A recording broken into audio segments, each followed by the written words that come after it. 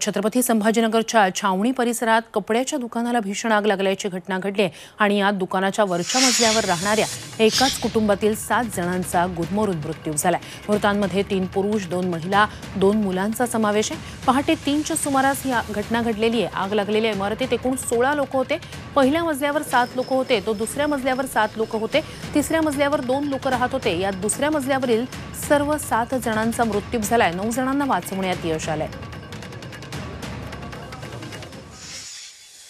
हम यहाँ बैठे थे गली में बैठे थे तो लोहे की गिरने की आवाज आई थी। जब आकर देखे थे तो यहाँ पर पूरा चिंगारी उड़ गई थी एंड स्कूटर वाज on fire.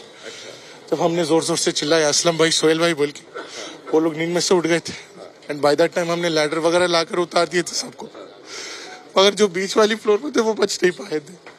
They suffocated to their death.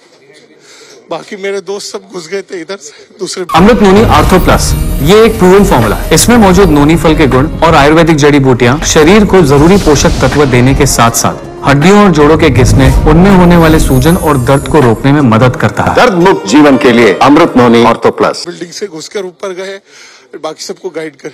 I called everyone, fire brigade, police and ambulance. Nobody came on time, sir. सब लेट आहे। भर मार्केट वस्तीमधलं हे दुकान आणि घरं आहेत आणि फर्स्ट आणि सेकंड फ्लोअरला या ठिकाणी 2 फॅमिली राहत होत्या। खाली लागलेल्या आगीचा लोळ आणि बहुतेक थोडा दुराचा आहे। हा वर गेल्यामुळे वरच्या माळ्यावरील 7 कॅज्युअलिटी त्या ठिकाणी झालेल्या आहेत। और मैं जैसा आपको बताया हूं, अगर कहीं से भी किसी की भी कोताही अगर हुई होंगी तो किसी को बख्शा नहीं जाएगा, सख्त उनके ऊपर कार्रवाई की जाएगी। तर छत्रपती संभाजीनगर मधलं ऐन भर वस्तीतली ही दुर्घटना आहे। पहाटेच्या सुमारास इथे टेलरिंग शॉपला आग लागलेली होती, ती वरच्या मजल्यापर्यंत पसरलेली होती। यात दुसऱ्या मजल्यावरच्या 7 जणांचा गुदमरून मृत्यू झालेला आहे। एकाच कुटुंबातील 7 जणांचा मृत्यू झालाय, त्यामुळे मोठी हळहळ व्यक्त होते।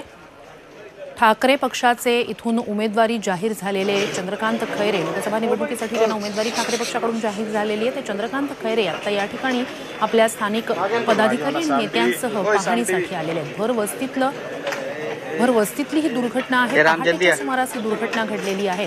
यात 9 जणांना वाचवण्यात यश आलेलं आहे। मात्र दुसऱ्या मजल्यावर जे लोक राहत होते, खाली शॉपला आग लागल्यानंतर ती वरपर्यंत पसरली आणि त्यातच 7 जणांचा गुदमरून मृत्यू झाला।